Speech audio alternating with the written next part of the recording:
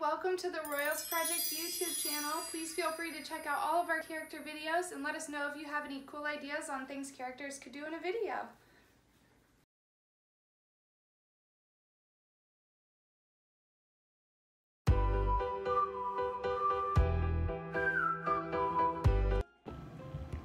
Alright, we're back with R.L. Stine's Stay Out of the Basement, Chapter 4. Help me! Casey's whole body shook as if an electrical current were charging through him. His head jerked on his shoulders and his eyes looked wild and dazed. Please! Margaret and Diane stared in an open-mouthed horror. Margaret was the first to move. She lunged at Casey and reached out to try to pull him away from the glass.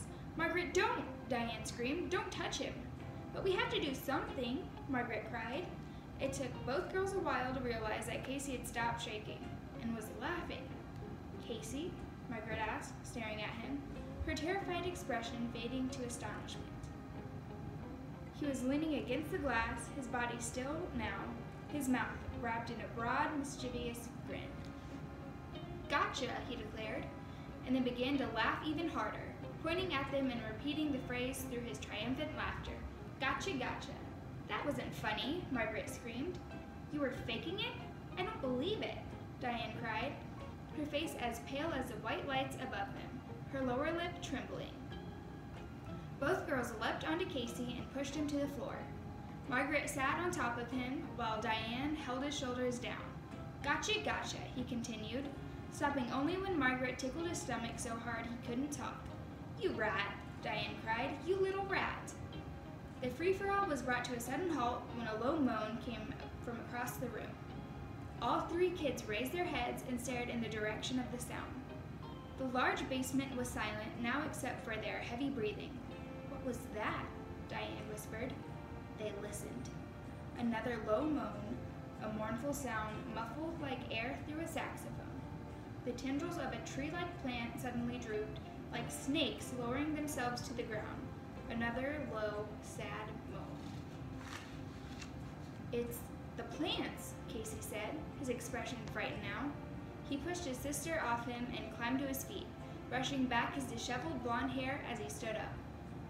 Plants don't cry and moan, Casey said, her eyes on the vast row of plants that filled the room. These do, Margaret said. Tendrils moved like human arms, shifting their position.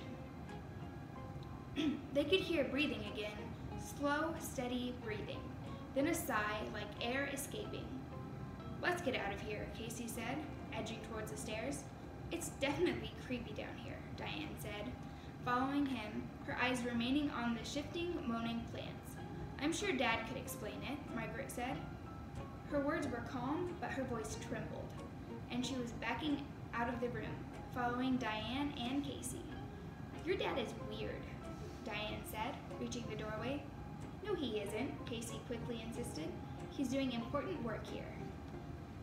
A tall tree-like plant sighed and appeared to bend toward them, raising its tendrils as if beckoning to them, calling them back.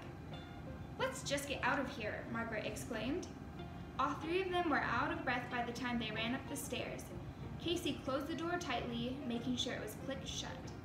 Weird, Diane repeated, playing nervously with the strand of her long red hair. Definitely weird.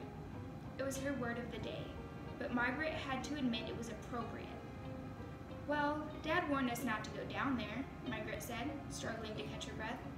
I guess he knew it would look scary to us, and we wouldn't understand. I'm getting out of here, Diane said, only half kidding. She stepped out off the screen door and turned back toward them. Want to go over the math later? Yeah, sure, Margaret said, still thinking about the moaning, shifting plants. Some of them had seemed to be reaching out to them, crying out to them. But of course, that was impossible. Later, Diane said, and headed at a trot down the drive. Just as she disappeared, their father's dark blue station wagon turned the corner and started up the drive. Back from the airport, Margaret said. She turned from the door back to Casey a few yards behind her in the hallway. Is the basement door closed?